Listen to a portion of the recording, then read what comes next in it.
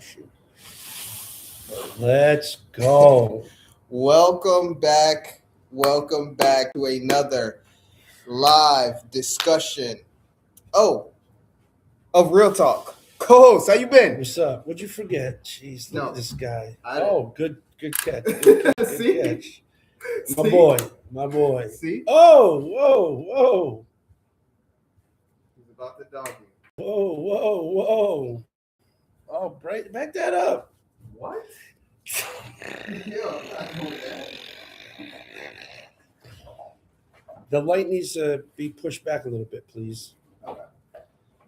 Bear with us, Jack. He beats this dude, I swear. I hope y'all enjoy what we try to do here. We might not be aesthetically pleasing, but hope you like the information. We're gonna get there though. Hopefully. Nah, ain't no hope. Hope with all things, believe with all things. Nah, you just gotta leverage your way around here. That's what I've seen. I've seen it in church politics. I've seen it in real politics. You just leverage. Wait for the right opportunity. Is that what we got to do? Wait for the right opportunity? You sat on boards before and We're been not a part going of things. What's going on? How's the week been? Yo, first of all, a lot of y'all know, shout out to the Queen. It's her birthday yesterday. Ooh. 45 years old. 45 said looks, that. 45 looks good on her though. All right, calm down. What? I'm just saying, Calm it does. down. It looks good on her. Calm down. That's it. That's all I'm trying to say. The Queen's birthday, so shout out to her saying happy birthday to the Queen, my wife. Gotta make sure we plug that in real quick. Yeah, definitely want to do that. Plug that in. It's awesome. Awesome woman of God. Also, entering into Black History Month. Woo! Some of us get to represent it the whole entire month. I know I love representing the whole month. That's Feel what you me? got to do. Absolutely. You feel me? Black History Month. We're going to slow cook this too. Marinate it. You know what I want to try to do for this month? Is What's try that? to look at people that I haven't studied before. Like down south, we always do like Black History Month like programs and things like that. Yeah. But they would do, George Washington Carver, Harriet Tubman. Not to minimize these people. These people did great work, but just want to try to stretch my brain a little further on people that I haven't heard reference before. So, Bessie Coleman, just heard about her, first Black American woman pilot. She had to go to France to be a pilot because they weren't allowing women or Black Americans to At that time. When was this? When was in the her year? 1900s? So she was about 1921, I think she left to go to France to go to school. You said in 1921? Yeah, I think so. And how old was she? You said she was And she died early. She was the type of person that did like stunts and tricks and flips in the air. Really? And like during a rehearsal, it crashed. Wow. So her life was cut short, but she had to go to France. At the age of what? Dude, I don't know. I just know it was like around 5 or 6 years after she got her pilot's license. Really? Yeah, it wasn't a long time. So Interesting. But yeah, that's what I want to do. Just try to learn more. So February also is, a lot of people are getting ready for next weekend. Next weekend is February 14th. Oh, are you talking about Super Bowl? But that would be I could care less about the Super Bowl. I'm not watching that. Not getting food? No, I'm not doing any of that. No. Wow, the viewership is really going to go down with you taking a strike. Yeah, they don't care. So, and with I you don't taking care. a stance. I'm not taking a stance on anything. I don't want to watch them two teams. They're whatever. When do you not want to watch the Super Bowl? Calm down. I have not watched Super Bowl a lot of times. Is it because the Patriots there? If there's anybody else other than Patriots? Who was it last year? Philly. I didn't watch last year. Philly and Chiefs. I didn't watch that. I wasn't about to watch the Chiefs go in the Super Bowl. They lost. The year and before they got smacked, and you would have loved it. No. The year before that, it was San Francisco and who? Chiefs. The Chiefs. And San Francisco was winning at first, and then the Chiefs came back. My wife and I were on a cruise on that day. We cruised out of Miami, and they had the game on the huge screen on the cruise. A lot of people had their jerseys on. I had Buffalo. There's a couple of Buffalo people there. They're like, "What's up?" You're always gonna find a Bills fan. Bills fan everywhere. But anyways, Not talking about the Super Bowl, talking about next Saturday or next weekend is Valentine's Day. Yep, got my reservation in. That's what's up. Everybody can't cook their wife's That's meals what's up. and stuff like that. So That's what's up. I got mine in. Got the babysitter. Oh, man, going all the way. No, I'm done with that. Man, going all the way. No, I'm not. Okay, let's But go. Got a babysitter, got a reservation. So, But the reason why I bring this up is because, in Christianity, we don't speak a lot about romance. We don't speak a lot about, the secular side, or when I say secular side, I don't mean it in a bad way, but in a way of understanding how to be romantic as a Christian. And, of course, you get too many people that, don't really speak about romance in the church because they feel like it's too provocative or too sensual, too worldly. And the Bible speaks so much about romance. It speaks so much about intimacy. It speaks so much about the loyalty between two people. Just in the reference, just in the sense of God telling Adam and Eve, for this cause shall a man leave his father and his mother and what? join. Cleave unto his wife. I'll say join, but So, huh? cleave and join is the same. Yeah, but I'm just saying, like, the idea behind that is like, what does that look like? What is that referencing? Okay, we say husband and wife, but it deals with much more than that. It deals with the two individuals becoming one flesh. That right there, in and of itself, is representing loyalty, commitment. How the two become one flesh because the two are focused on one another. Now, there's a lot of bad teaching about the two become one flesh with this yoke of bondage type stuff. What do they call it? Familiar spirit, not familiar spirits. What do they call it? Soul ties? Soul ties. Thank you. Addressing soul ties, which is not biblical. That's not biblical at all. But I just wanted to address how the Bible references "and two shall become one flesh" speaks about the loyalty and the commitment of the two individuals. We also don't want people to believe that we think or believe in the statement "love is love." We don't believe that at all as a Christian. We do believe love is exemplary. It's very important to exemplify that. But love, the statement "love is love," is realizing that I can have, a partner that is of the same gender as me. And the Bible doesn't teach that. So it's not about being discriminatory or biased against that relationship. It's just that we disagree with it because the Bible disagrees with it. I'm a Christian, and so therefore I believe in Christian beliefs.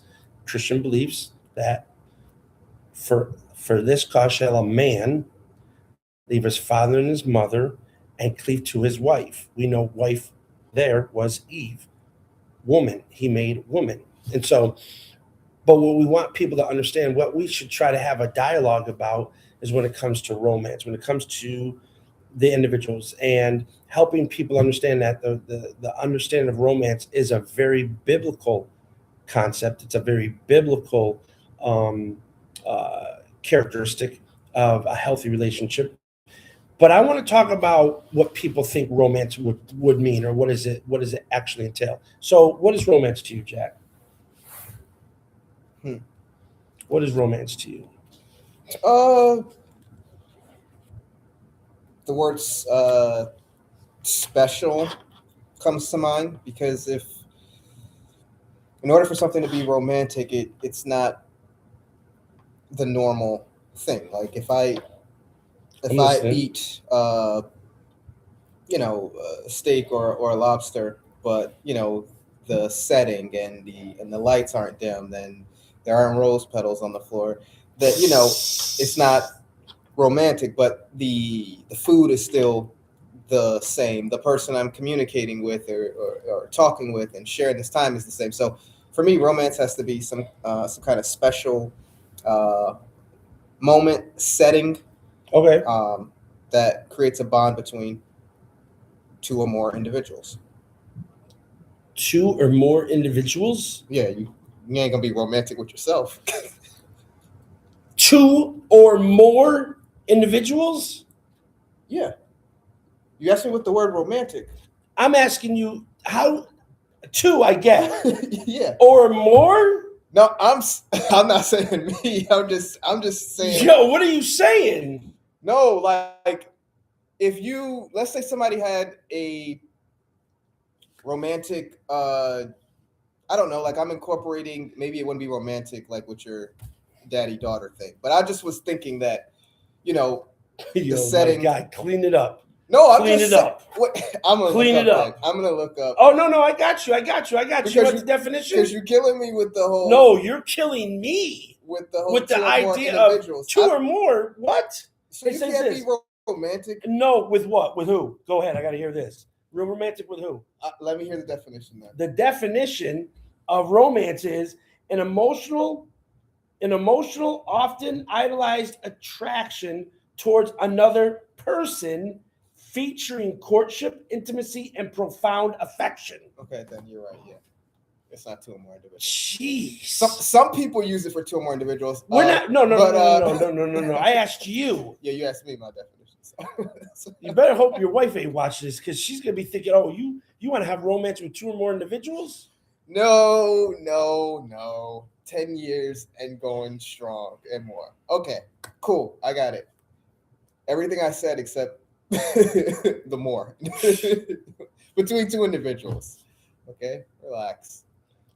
Dude, okay, so Polygamy's outlined, I guess. no, it's not. That's abandoned. That's prohibited by scripture. Sheesh. Is that the King James version? Yeah, well, not only that. I mean, you'd have to actually. You mean the New Testament, right? It's got to. We're in the New Testament. Sheesh. All right. So romance, right? So it involves intimacy. Involves intimacy, but it doesn't have to. Also, intimacy can mean more. Oh than yeah, just that's right. Intimacy could be physical. It could be emotional, and it intellectual. Yeah. Well, mental. So yeah. you have to be careful though when you start establishing. Intimacy just really means to be open with or to be vulnerable. Like you see all. That is the point of intimacy. Okay. Again, Jack, when you make it such a generalized statement, because you have to really point out that it's towards an individual. Romance has to be towards an individual. And if you start generalizing open and expressed, if I did something similar, if I were to say in general, like showing deep affection towards somebody, I could show deep affection towards. I didn't say showing just deep affection. I was just saying that the word like intimacy is meant for you to be open, to see, to reveal, to be vulnerable. So the idea, yes, you still carry the thought process of intimacy with the romance with that individual, but I was just clarifying that it's not physical, the emotional mental piece. I was just qualifying that it doesn't always have to be physical. The intimacy piece is to be vulnerable, for things to be seen and open. That is intimacy. Okay, I think what you're doing is you're categorizing the results of intimacy. No, I'm saying that is what intimacy that's the is. Definition of it. Yeah. You sure? Yeah, to be intimate, you are revealing. You're allowing yourself to be seen. Okay. All of you to be seen. So whether it be through emotions, whether it be. But if I use that definition towards a sibling, would that be considered intimate? Well, that's why I was saying that. Yeah. I wasn't removing it to say that it doesn't still carry the romance piece. I was just saying that now we have the context of understanding this is how we should be with a person. Now I'm saying that when you get to the intimacy part, that our minds always goes to the physical piece. But if you just break down intimacy for what it is, which is that like God wants an intimate relationship with you. Well, how does that make sense? The only way that makes, like, you got to keep the definition still consistent. Absolutely. So that's why I'm saying, for me, and maybe you can push back, but intimacy is to be seen, to be vulnerable, nothing like hidden is the point of intimacy. And that's why with you and your spouse, that's how it's supposed to be emotionally, mentally, and then also physically. That's why there's nothing on in that aspect too. It's like to be the object is to be seen, to be nothing to be hidden, almost to be, I keep saying to be seen, but it's things to be revealed. Okay. And that's the way our relationship, like with God, is. He wants to reveal himself to us. Mhm. He wants himself to be seen with us, and vice versa. What's interesting is in the book of Ephesians, chapter 5. Go ahead. What? Yeah, that's great. In Ephesians chapter 5. I know I'm going to correlate what you just said. Paul talks about the intimacy of a marriage, okay?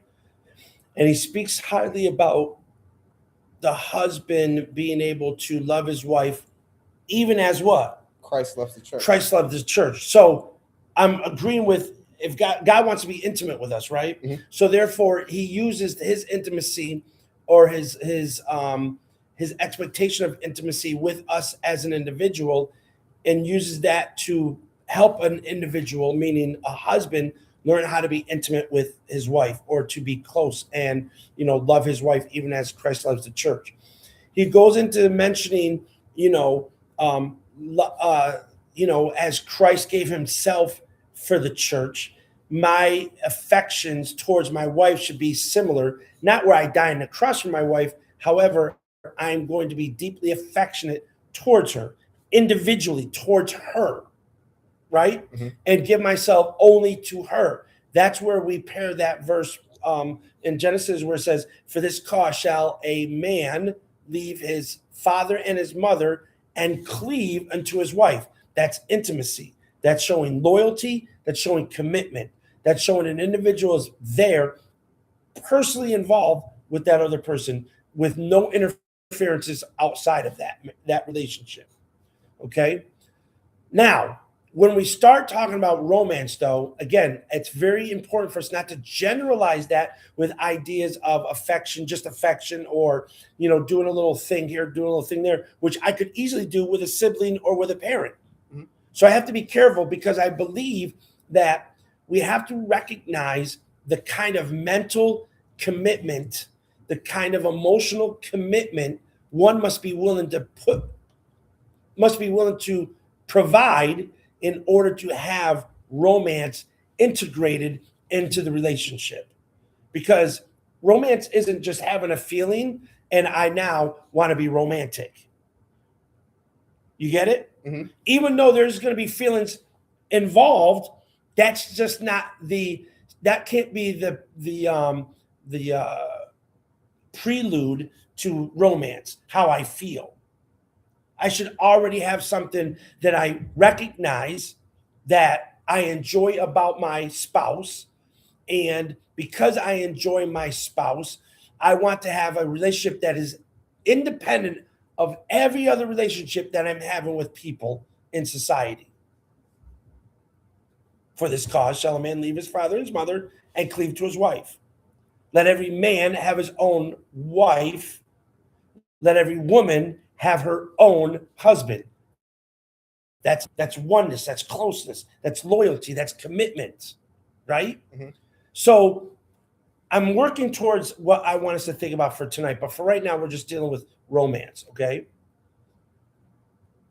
Me personally, I feel romance is about, I think a part of it goes with what you were saying as far as intimacy. I believe romance has a lot to do with a deep understanding of each other, right?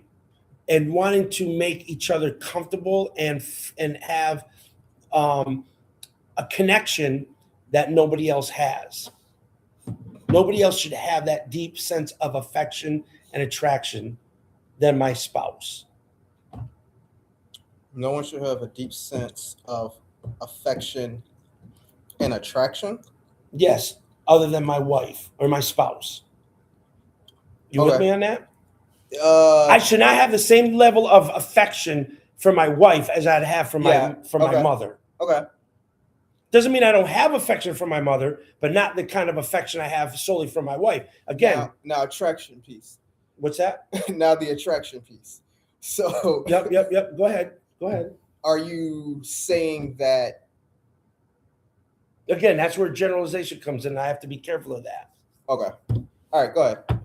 I'm fine with it. You I sure? get the overall point. It's not worth addressing. And so again, as Paul references in Ephesians chapter 5, he uses those terminologies, even as Christ loved the church. Let every man love his wife, even as Christ loved the church, goes to show that my experience with having a relationship with Jesus Christ, my experience of having a relationship with Jesus Christ should help me to recognize how to invoke or how to create romance with my wife. Now, when I talk about having romance with, I'm not talking about having romance with Christ, but because of the love and the affection that I have and that Christ has for us, it should translate into a deep meaning of intimacy that I should be having with my spouse, my wife.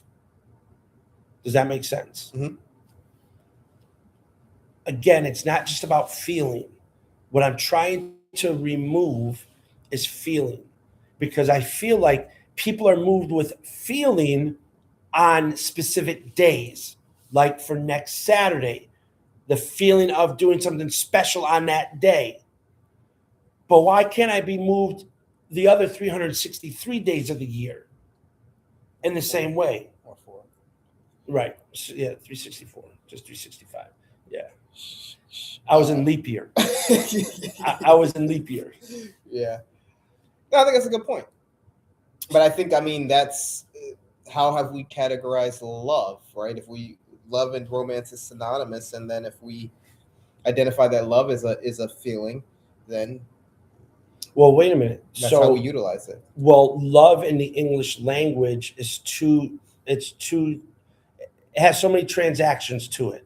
Right, but in whatever transaction, if our brain and mind sees love in the aspect of Valentine's Day, which is thinking about Cupid and Yeah. making love, and that's the physical The piece surface pieces of affection. then what I'm saying is that is generated then mostly by feelings. Yes. So, but I that's give you just a one gift. transaction. That's just one transaction. What I mean by that is, the Greek word for love has 3 reference points to it, right? Well, it's more than that, but yes. Well, it's just 3 major ones. It's just But go ahead. filio, which is the brotherly love. Eros, which is arousing love, the sexual love, and then agape love, which is unconditional love. When they use those specific words in the context of that word, and they use it in a sentence, someone would automatically understand what kind of expression is going to be delivered. Correct. What kind of transaction will be existing. Correct? Correct. So, but I'm saying even if you still use that in people's minds today, and even some believers, it's still going to go off as a feeling. But they have to, and this is why this conversation is important. This is why having these kind of no. I know I like the fact that you're drawing that out, because this is why these kind of conversations are important, especially. No, I'm not going to say that. It's just because our human instincts try to surface and attach itself to mostly emotions.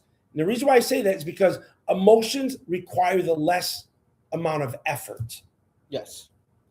When it requires a less amount of effort, I'd rather just go by how I'm feeling, giving me the justification. And if I'm not feeling that, I'm not prompted to deliver. Yeah. And that's what a lot of times in relationships, people are waiting for the delivering part, to have somebody deliver that kind of expression to them, that kind of interaction, that kind of intimacy with them. Right? So realizing this, I have to help myself by building up an understanding that helps to quantify, meaning what are the deliverables look like if I'm in a relationship and my spouse is expecting me to romance her. I can't just look at myself by saying, "Oh, I'm going to do it big next week. I'm going to take it to the best restaurant. I'm going to do man, there's going to be so much. I'm going to provide dozens of roses, and I'm going to pull up in a limousine. I mean, she's going to be blown away, right?" And all I'm doing is just making one level of deliverable. I'm just quantifying my romance through these physical things. But maybe the other 364 days out of the year, I am detached from that kind of commitment. Well, 363 because you still got anniversary. That's if. That's it. That's if. So maybe that's where your 363 came from.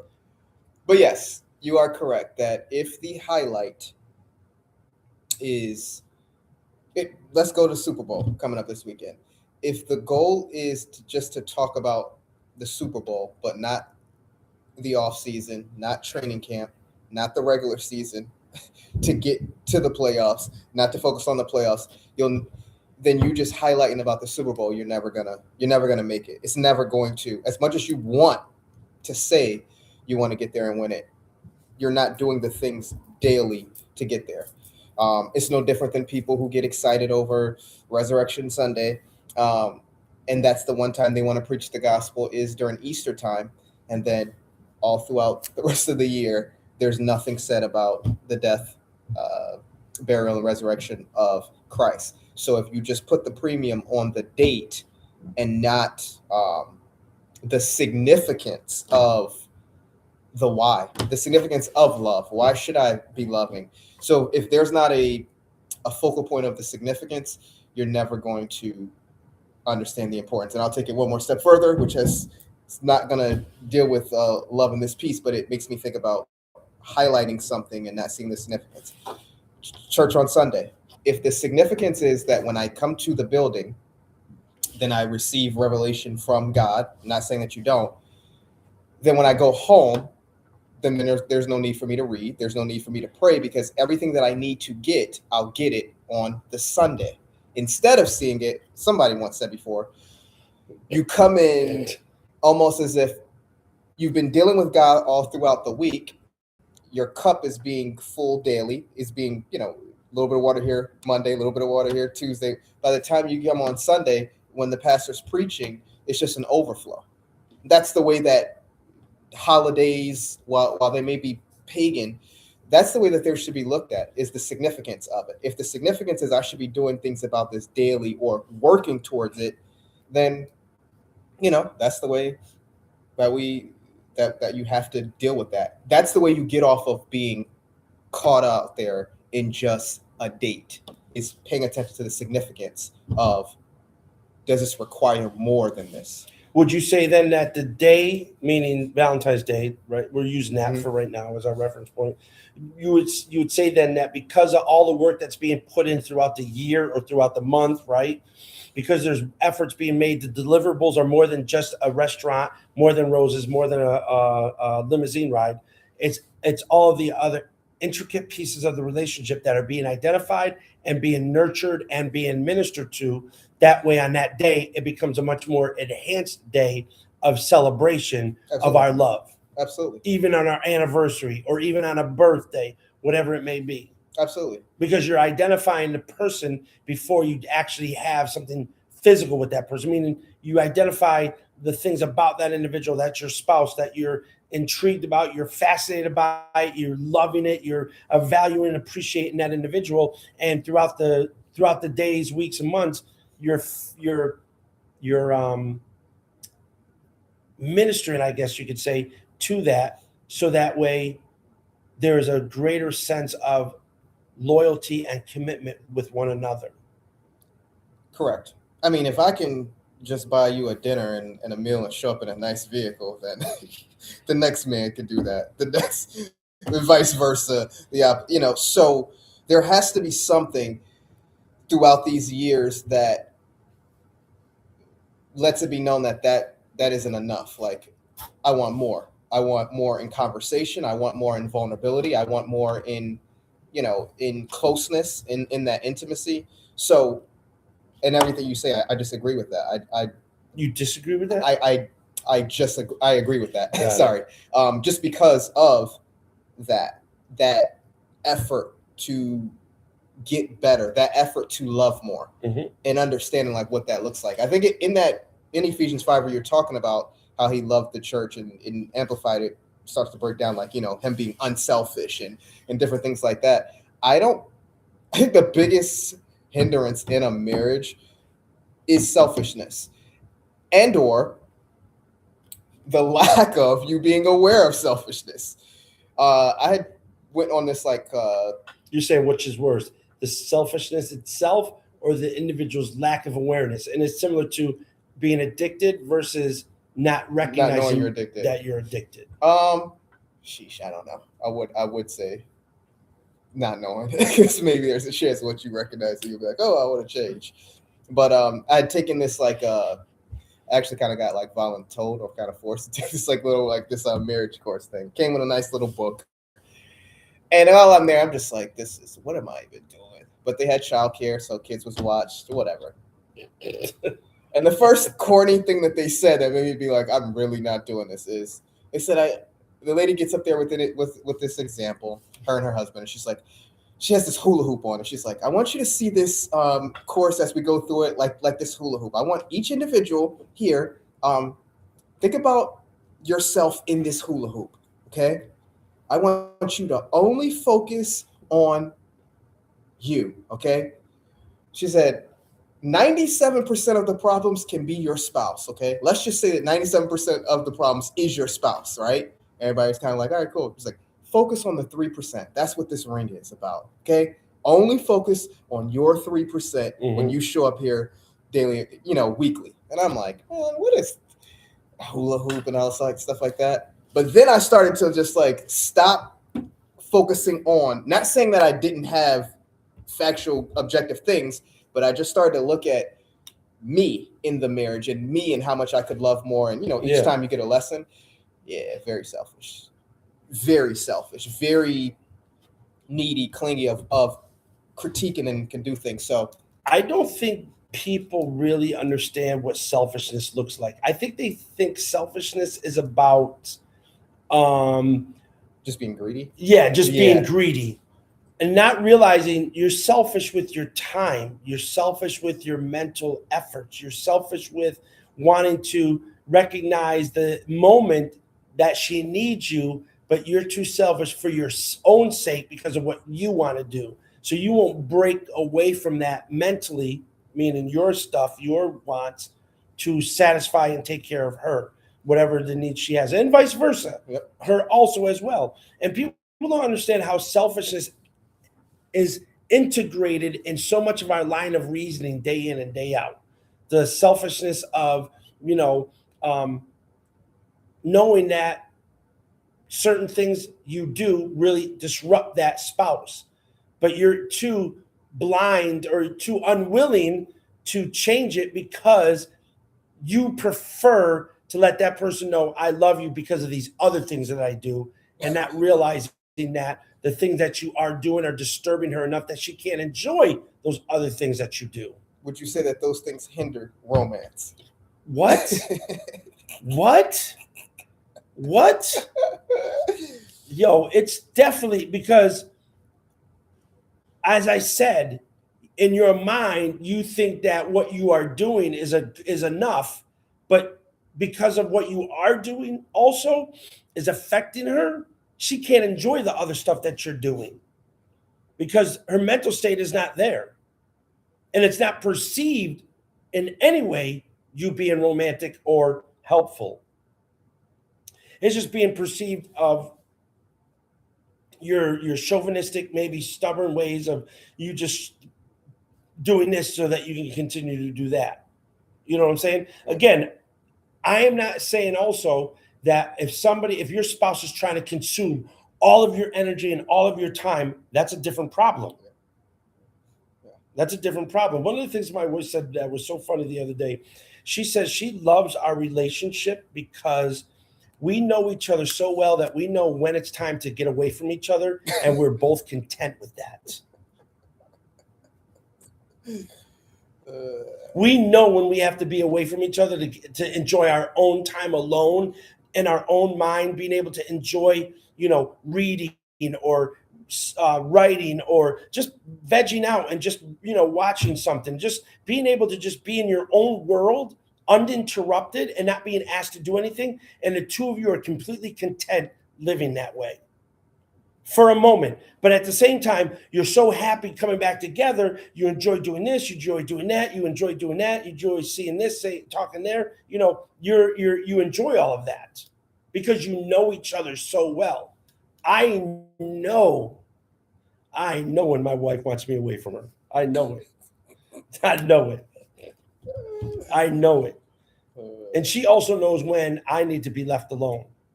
And there's nothing wrong with the relationship at all. There's nothing wrong with the marriage at all. It's just that we as humans, we need that. But we also need to be cognizant of those areas of selfishness that we refuse to address that make us do things or act in certain ways that are negatively affecting our spouse. And I'll give you an example. Okay, just so that people can understand what I'm saying. When something as small as my wife doesn't take out the garbage at all. My wife does not do that. That's not her job. That's not her role, right? So I have to make sure that garbage is empty. It's not overflowing because she likes to have a clean house. She needs to have a garbage that's not overflowing in order for her to do what she's doing. Okay. But I could be like, man, I'll get to it later. Not recognizing she's in cleaning mode right now. She wants that garbage empty. She wants that garbage out in a clean bag in so she can do what she loves to do, which is have a clean house. Now I can be like, I'll get that later. I'm being selfish. I was working 12 hours, 10 hours. See, and that's a man thing. You know, that's a man thing. You gotta give me. Come on. That's a man thing. Because my wife, about some garbage? My wife would never ask me to do something like that after working 12 hours. She would completely understand. You see what I'm saying? Yeah. But if I know I'm watching a movie and I'm like, yo, I'm watching a movie, it's a good movie. Babe, can you empty out the garbage? Oh my God, this man, it's like, man, come on now. Like, what the you saying something in there? No, I was just saying, yeah, I'm on my way. I'm about to get there. I'm about to get there real quick. Yep, I got you. You see what I'm saying? Yeah. As small as that, it can stimulate all kinds of problems. So I'm understanding, like, no, I know my wife wants to have a clean house, so she's in clean mode. I'm make sure that garbage out. Now, I will tell you where I struggle. I struggle bad struggle. When she'll be asking me to do house projects, fix this or fix that. It's like a death. It's like death. It's like just roll me in the grave. But my wife is so precious and so like loving. She doesn't push me. She'll just send out small signals every once in a while. She'll just be like, she'll do stuff like that. She'll be like, babe, I know that you really want to take care of a lot of things, and I know that. And I was just wondering if that maybe you'll be able to get the dryer out and put the new one in. And in my mind, I'll be like, no. She asked so nicely. She did ask very nicely. And that's a great thing about my wife. She knows how to say things, kind and polite and everything. But what I'm saying is that I am definitely trying to make sure that I'm cognizant of her needs and provide. But she's also very cognizant of the amount of things that I'm doing, all the business that I have, that she'll know that I'm not going to nag him when he's very tired, because that's not going to be helpful. You know what I'm saying?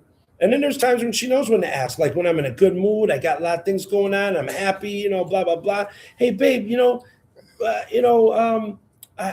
didn't we have to buy that part so that we could get this done? And in my mind, I'm like, yeah, I can do that. Okay, yeah, we good. See what I'm saying? But that's not romance. That we segued into something. No, but we were talking about what can hinder that. Yes, selfishness. I was giving an example of selfishness. Can just think that I can buy these things, I can do that, and then they can, like, why is my marriage still, or why is this going? Why is it still struggling? Yeah. Why does it seem like a brick wall? Where like we come together and it's always a brick wall. When I'm buying you food or when I'm doing this over here, everything seems to be good. Well, because of what's the buildup? Like, what's the? My wife just enjoys conversation, like, and I'm the complete opposite. Like, I just like to be in my own world to myself and my own thoughts. Like, I'm good, I'm straight. Like, you really want to talk to me for 30 minutes about this conversation? Okay, talk to me about how work went. Okay, tell me everything. Yeah, like all of it. Yep. Cool. Great. Fine. So, whatever. I've learned throughout the course of the years to that this is how you build. Let's talk about romance like this for a second. One of the things that, which is it's all gonna come together with this. One of the things that I realize is that romance has to be built into the relationship. What do I mean by that? Again, it's not a feeling. So just because you feel a certain way, that's going to go. Feelings come and go Yeah. like that in an instant. They can be there and they're gone. You're excited about something. Next thing you know, it kind of like fades away. Like, yeah, I'm not excited to do that anymore. Okay. So therefore, romance has to be past the filio. It has to be past the feelings, right? Mhm. It has to go into the agape sense of commitment and loyalty and maintaining and sustainability. So romance has to be built into the relationship, meaning I've got to be very cognizant. I have to be very mentally involved in the efforts necessary to keep this romance lit, like keep it going, keep it the glow flowing, right? Mhm. That means then that I have to understand when to do it, how to do it, what are the actions that are going to make it more romantic? What am I demonstrating that will bring about this moment that was created by me, that was created by us together because of the commitments we put behind the efforts that are necessary, in spite of maybe having a difficult day, but I still want to make this a romantic evening, right? I might have had an argument at work earlier. Now I don't feel good anymore. Now I don't want to be romantic. No, romance isn't about feelings. It's about a commitment of still enjoying that evening that you guys have made or chose to have. That you're still going to follow through with it, and remembering and reminding yourself that it's not about the argument. It's about her right now. It's about us being in that moment right now. You know what I'm saying? I remember saying this was deep. This was really deep.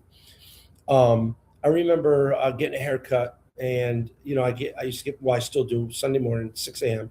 I'm always there at my barbershop. Okay, at my barbershop, and this is maybe 4 or 5 years ago. This dude used to come in. This dude was definitely a shooter. He was definitely a shooter. He was definitely out in the streets, and he would be coming in from the night to talk to my barber, right? And I would be there, and I'd just be sitting there listening to him, and he's talking all kinds of stuff, and he was talking one day about his, and now this is going on for maybe, let's say, a few months, right? And every once in a while, I say what's up, and say small talk, nothing crazy, but I would be sitting there listening to him and my barber talking, and one day he was like, man. She want me to go out here and do this and do that, and blah blah blah. And I simply said to him, mind you, this is a shooter. This is a dude that's out in the streets. I was like, you know what? It ain't even about the money. It's not even about the restaurant. It's not even about all the stuff. It's about her wanting to be with you in that moment with you. Nobody else but you. Yo, this dude looked at me. No, listen. He looked at me. He said, yo, man, that's why I need you around, yo. That really that touched me. That meant something, man. You made me think seriously. Like, yo, that's what's up. And he was like, yo, from that day after that, yo, this dude used to be, when he walked, he'd be like, what's up, man? How's everything? Like, the whole perspective of our relationship changed Sure. because he realized he had to be told that, dude, it's not about what you try. Like, you're worried about the money. You're worried about where she wants to spend time and how she wants to spend time over here, over there, and you're complaining about where she's trying to have time with you. I said, it's not about any of that. It's about you. It's about, she wants to be there with you. She wants to be there only with you. That's what you need to see. And that blew him away. He said he never heard that. He never heard that before. Like, his perspective was all wacky. So his idea of romance was just gifts. Yeah, or just being out there, but the problem with him was, it's like, she wants to be over here and she wants to be over here, and he's complaining about where she wants to be at. Can't see it's not where she wants to be at, it's who she wants to be there with. So his thing was like, why we gotta go all the way over here to do all that? Like just go over here, stay over here and do Or this. whatever, yeah. But not seeing, no, dude, she's telling you that's where she wants to be with you. It's about being with you. It's not about actual place. though it might be over there, it might be over there, but it's about being with you. You know what I'm saying? It goes back to, like you said, commitment. The feelings piece comes at the end because what you already built. If you've built in the communication, if you built in the intimacy, the vulnerabilities, these are things I like, these are things I don't like. If you've worked on that and dealt the feelings, like all that other stuff, like works itself out. Like, they're open for whatever. It could be the cheapest food spot or the most expensive, whatever. That in and of itself doesn't matter. Yeah. Because it's all about who you're with. And in that moment, that's where you want to be. Not so much as there, but you want to be there with that person. It's about being together there. That's intimacy. That's romance. That's connectivity. That's loyalty. That's showing up, really showing up. You know what I'm saying? Really showing up to want to be in that moment there with that person. My biggest thing sometimes, and it even goes for me sometimes, is like sometimes I don't want to be out there. I don't want to be out there in public. But I know that's what my wife loves. But I want to be there with her. I want her to know I'm there with her, like I'm there myself. All of me is there with her. I'm not wishing I could be somewhere else, though sometimes I do. But majority of the time, it's like I want my wife to feel comfortable out here knowing that her husband is with her. Constantly doing those things, building those things, you know what I'm saying? Working on that consistently helps to break down that selfishness. It helps to break down that clog in our personality, that clog in our mindset that interferes with thinking clearly about how this is benefiting our relationship. It's benefiting my spouse. It's benefiting that person and helping them and feeling the existence of my personhood there with her, or her with me. You get what I'm saying? Mm-hmm. And that takes time. That has to be built in. That has to be so built in with a sense of commitment, a sense of devotion to the efforts that have to be done. Got to be intentional. Intentional, very intentional.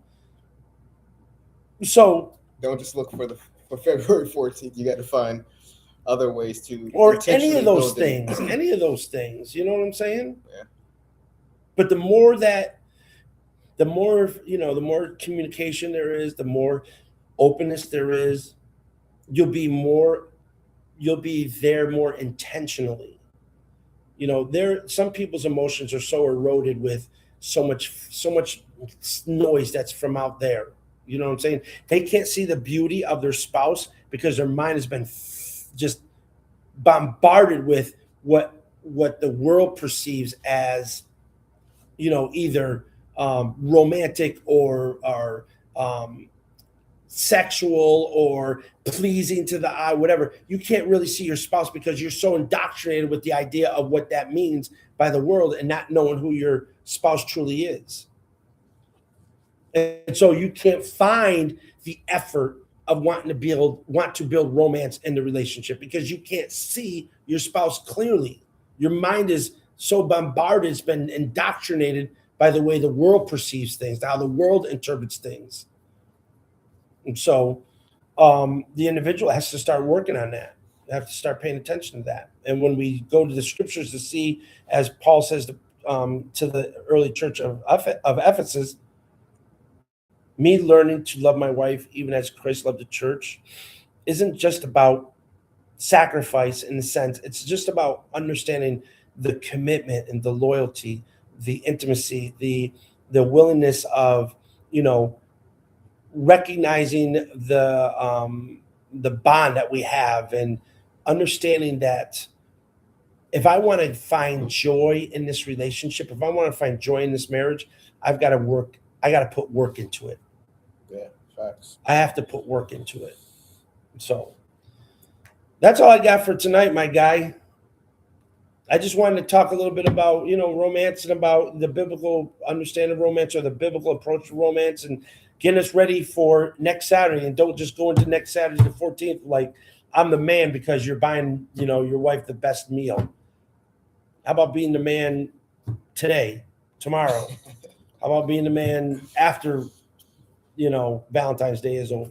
The following week, 2 weeks later, does she get the same flowers and the same stuff? No, you don't get all that. It doesn't have to be a huge bouquet of flowers. You can just go buy a little $8 bouquet and just drop it off at the house. Bring it to her job. You know what I'm saying? When's it? Nothing. Yeah, relax. keep your over there to That's that side. crazy, Keep yo. your stuff over there. That's crazy. Keep your stuff over there. You viewers, you men, when's the last time you dropped off flowers at your wife's job? Not Or brought her everybody. meal. Not everybody works in person now. Some people work remote now. When's the last time you just went by the store and decided I'm just going to buy my wife a bouquet of flowers or just a little vase of flowers and just bring it home just for her to just enjoy because she likes flowers Because it's Tuesday. because it's Tuesday. Yeah. When's the last time we've done that? I'm saying you have to be willing to leave your job, leave the normal routine of going home, break the routine of your timeliness of being here and being there, and decide I'm going to break routine, go and find something unique or find something unique I can get my wife, very small, and then go home and give it to her and let her know she's special just by doing that. But you're gonna wait until Valentine's Day to make her feel like she's special. That's corny. Yeah, I don't even celebrate Valentine's Day. right. I don't. I bet My you wife and I don't celebrate Valentine's Day. That's good for you, man. I'm not saying it like a judgment thing. I'm not condemning people. I'm just saying we don't celebrate Valentine's Day or Sweetest Day. That's corny. I'm just saying. You just said you don't judge it, and that just said it's corny. You got me. No, I'm not judging people. I'm just saying that it's corny to me. What is corny? I Come just on, feel man. like- Get out the house. Go somewhere. We that. do. That's the thing. No, I'm saying we do. So let the water overflow, like I was talking about. It overflows. Oh, it overflows. So you don't cook nothing at the house. You don't do nothing. It's just regular smuggler. Yeah, nothing. All right, cool. Now I know my wife. It's just who she is. She's gonna get me a Valentine's Day card. She's not getting one. And you just gonna show up empty-handed. You show up empty-handed. That's Because that's well, no, selfishness. no. That's that If I'm selfishness. judged through the lens, It's of not that, about being judged out of the lens of that. It's about but the way you're fact. bringing it up, though. No, I'm saying that's the little selfish part of you. No, You no. know she gonna get the card, No. and you no. like, no, nah, I don't need to do this because I've been doing this for you all throughout the year, so I don't got to. no. it's It's not not- that I don't got to. It's not the point It about you doesn't don't put have to. meaning. It doesn't apply meaning to my life on that day. I'm doing it consistently. She understands that. So then It's you just the way my so then wife you is. can do it this day. No, I don't have to. But that's why you didn't have to do it 2 days ago. That's a more week ago. intentional. No, that's what I like to do.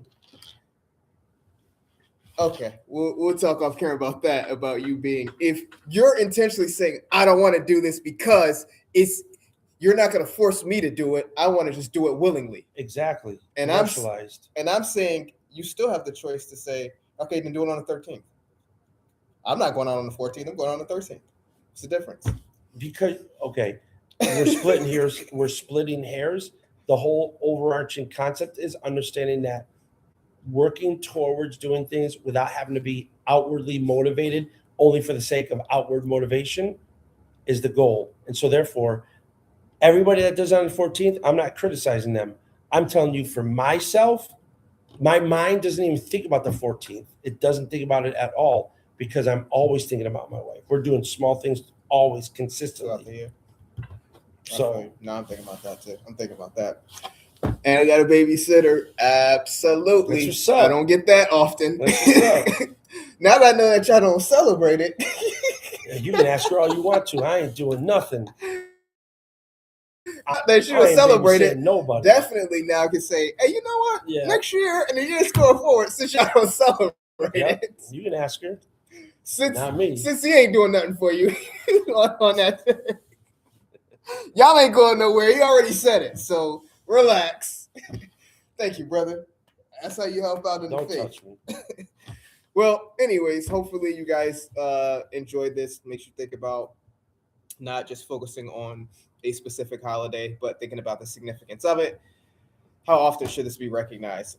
What needs to carry over in order for this to keep its meaning of significance, whether it be romance, whether it be intimacy? How often do I need to do this to keep um, the standard, to keep that level that's acceptable in the eyesight of God, to love my wife as Christ loved the church, to keep that intimacy, to keep that fidelity, to keep the love consistently all the way through to, death do us part. Um, don't get caught up in just the one specific day. It could rain out, power can go out that day. Then what? That's it for the entire year. So it's pretty bad. But anyways, um, at the same time, make it rain on her, man. Too on a 4C, make it rain on her too, man. But anyways, listen. If there's something that you liked about this message, make sure you click the like button, whether you're on Facebook, whether you're on YouTube.